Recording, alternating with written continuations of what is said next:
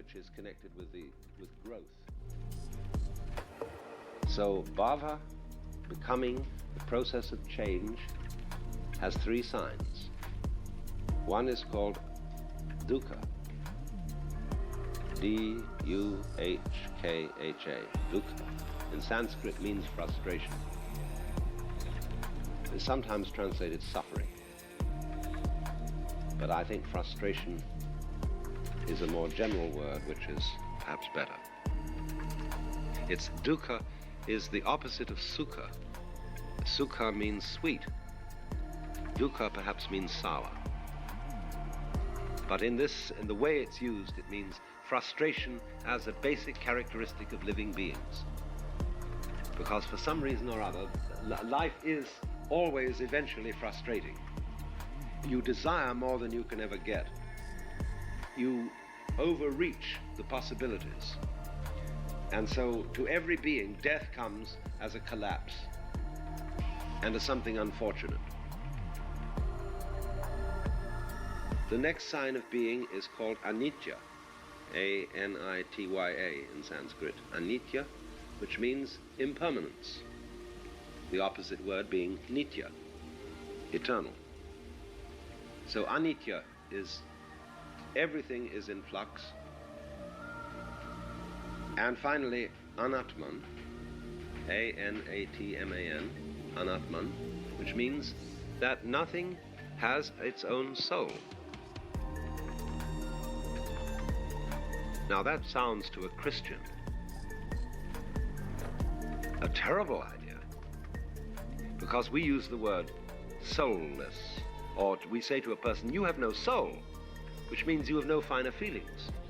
You're not a human being, because Christian theology did distinguish between humans and animals by saying that animals have no soul. Idiots have no soul. They've lost their soul. But you can see at once that there is a complete difference of the meaning. To translate Atman as soul is ridiculous.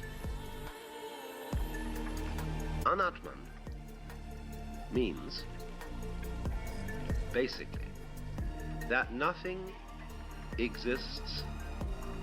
Well, there's another word in Sanskrit you have to know, svabhava, S-V-A, that means oneself or one's own, same as the Latin suis, because the V becomes the U. Sva, bhava, bhava, becoming again, your own becoming. Or sometimes it's called your own nature or self-nature.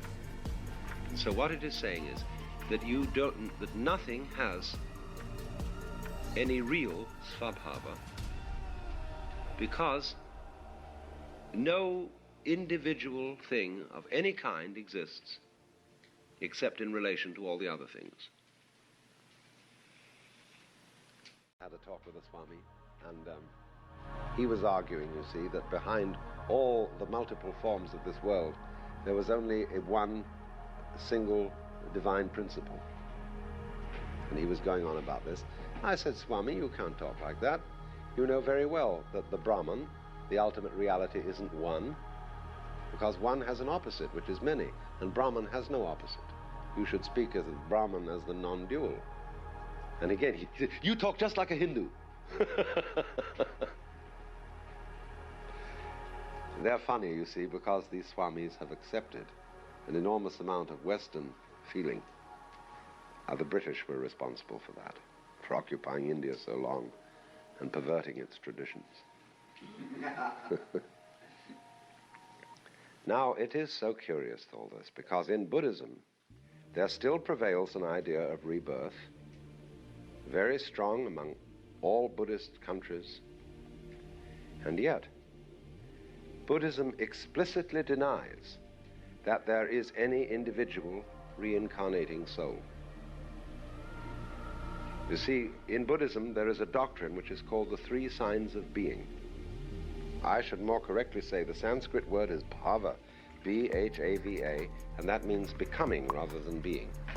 Bhava is from the basic root, I think, B-H, which is connected with growth. Each is,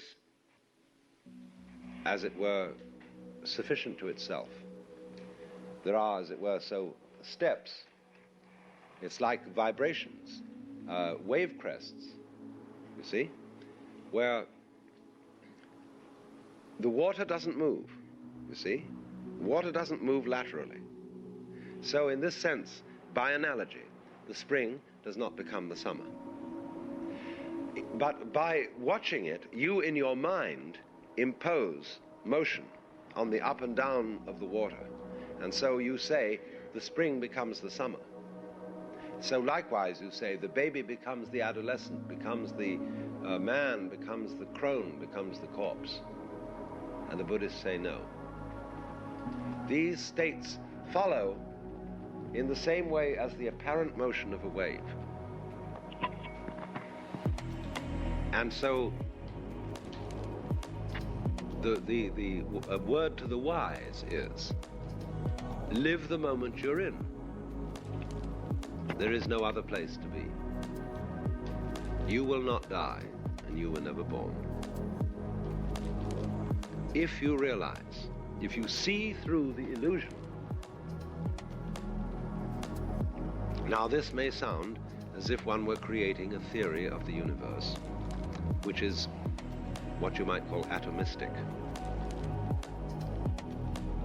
discontinuous. It is saying the universe is nothing but point instants. And it all comes down to that, see? This is an extension of the Western philosophy of nominalism. Nominalism is opposed to realism. The nominalists argue against the realists' point of view, which is realists say there is such a thing as mankind. Mankind is a reality, and every individual human is a special instance of a real, universal substance called man. The nominalists argue this is abstraction and nonsense. There is no such thing as mankind. There are only individual people.